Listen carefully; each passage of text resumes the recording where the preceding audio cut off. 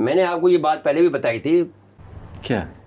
जिस पर वो इंडिया के जो बड़े लोग हैं, हमारे मुफट जो लोग हैं, उन्होंने मजाक किया हमारा।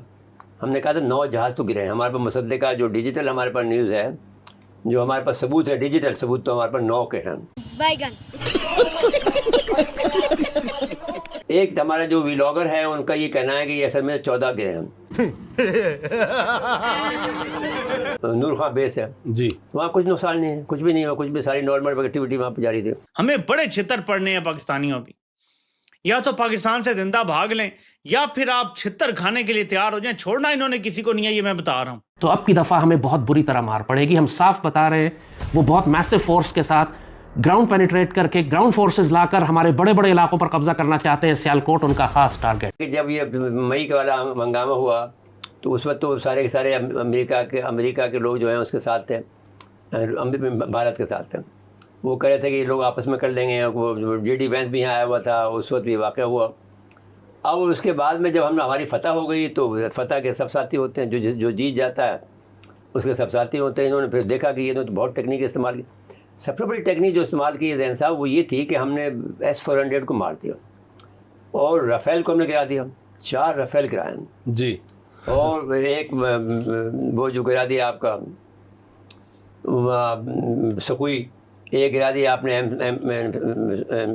M69 इनका, फिर 29 का जहाज जो मिग 29। एक इनका वो जहाज गिरा दिया जो। तो अब मसला ये है कि मैंने आपको ये बात पहले भी बताई थी, जिस पर वो इंडिया के जो बड़े लोग हैं, हमारे मुफट जो लोग हैं, उन्होंने मजाक किया हमारा। हमने कहा था 9 जहाज़ तो गिरे हैं। हमारे पास मुसद्दिका जो डिजिटल हमारे पास न्यूज़ है, जो हमारे पास सबूत है, डिजिटल सबूत, तो हमारे पास 9 के हैं।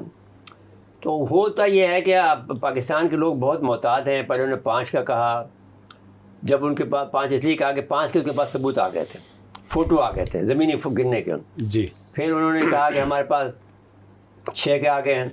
जब 6 का फ़ोटो वहाँ से आ गया कि ज़मीन पर गिरे हैं, इसके सबूत हमारे पास मौजूद है। फिर 7 के उनके पास आए तो 7 कह दिया। अब 8 के आ गए हैं तो 8 को दे दिया। अब 9 का जो है वो करें।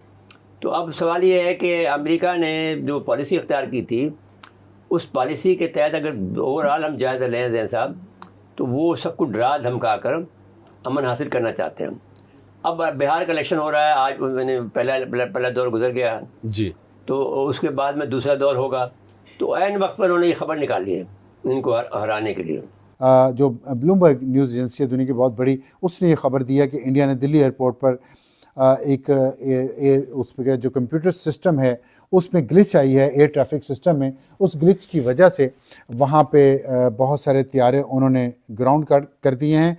और जो दूसरी खबर आई है उसके मुताबिक 300 तैयारे दिल्ली एयरपोर्ट पे ग्राउंड किए गए हैं, मुसाफिर तैयारे, और 210 मुसाफिर तैयारे मुंबई एयरपोर्ट पर ग्राउंड किए गए हैं, क्योंकि जो सिस्टम में एक ऑटोमेटेड जो मैसेज आया है उसमें उसे कहा जा रहा है कि साइबर अटैक है। और उंगलियां उठ रही हैं पाकिस्तान की तरफ और चीन की तरफ। लेकिन जाहिर है पाकिस्तान इलेक्ट्रॉनिक वॉरफेयर में, साइबर वॉरफेयर में बहुत ज़्यादा स्किलफुल हो चुका है। और मई की जंग में पाकिस्तान ने साबित किया कि उनकी जो स्किल्स हैं इस मामले में वो बहुत ज़्यादा हैं।